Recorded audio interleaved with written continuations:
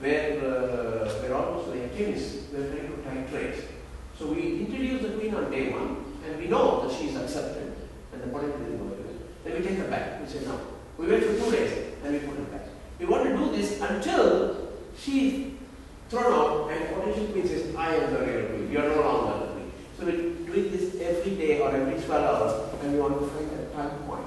But of course, it's much more complicated than that. We think that the time that is required for the old queen to lose her status and the new queen to reach the state will depend on many things. It will not be constant.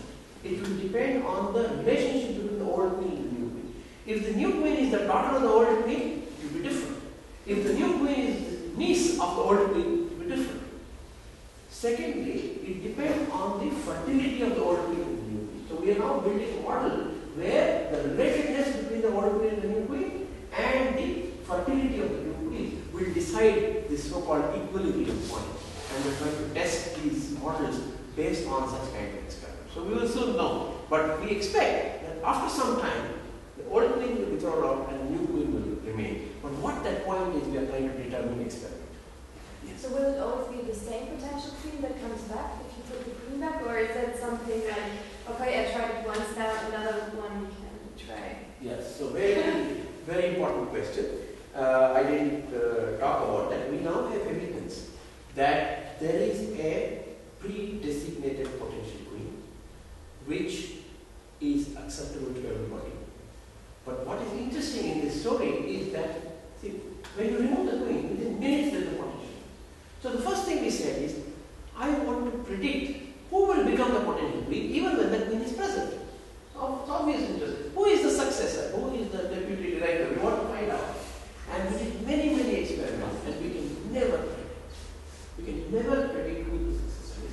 But within minutes, only one individual becomes interested. So all of us seem to know. They all have decided, but we cannot tell. Then we actually designed an experiment to ask, okay, if we cannot predict, can we prove that the wasps already know who their successor is? And we've now done experiments to show that there is a pre-designated successor, and all the wasps know who that individual is. That's the only one they will accept. But we still cannot predict who she is. So they are smarter than us. That I can say. Yes? Have you tried taking out the princess before the queen, then removing the queen and see if there's a second predecessor? Yes. We have been able to do that up to 5, 6 centimeters. So it's always one. Always one. In fact, I want to have a fight between the old and the new queen. And I'm not getting a fight. Because they seem to know and they seem to be so well organized. They do not settle their disputes by physically. And I want to create. And that's why we're doing this experiment. We hope that if not 1 day, 2 days, 3 days, someday the old queen and the new queen will fight. But who knows? Maybe they will not. Maybe the old queen will say, yes, I'm sure. But we want to set up because in natural colonies, what happens is that you study a colony, everything looks normal, the queen seems completely in control. When it becomes dark, you go home. Tomorrow morning you come, there's a new queen. It happens almost like magic. And we want to see this interaction, which will make the old queen lead or to challenge or to die, and the new queen take over. But we don't see this aggression, this conflict we don't see. And we're trying to create situations to get that conflict. How the new population is born, a new nest, how they divide? Sometimes single wasps will decide have anything to do with the society. They go on their own and build their small nest and one individual. So those I was saying you are one. That proves that they have not forgotten about the society. So some wasps leave alone and build a solitary nest and bring their offspring to a garden colony. But very often, groups of individuals leave and start a nest in which again there will be a queen and a woman. But also very often, individuals may leave and join another nest, but not a old nest. When new nests are being formed, they seem to welcome others. When a nest becomes big, they don't want to welcome. But when a new nest is being formed, very often you get joiners from other nests. So new nests are started either by a single wasp or by groups of wasps. The group of wasps, they all come from one mother nest, or some nests will come from different.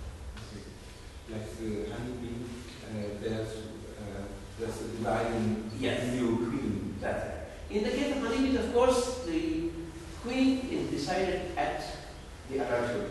So the mother queen leaves with a group of workers, and the daughter queen inherits the old nest.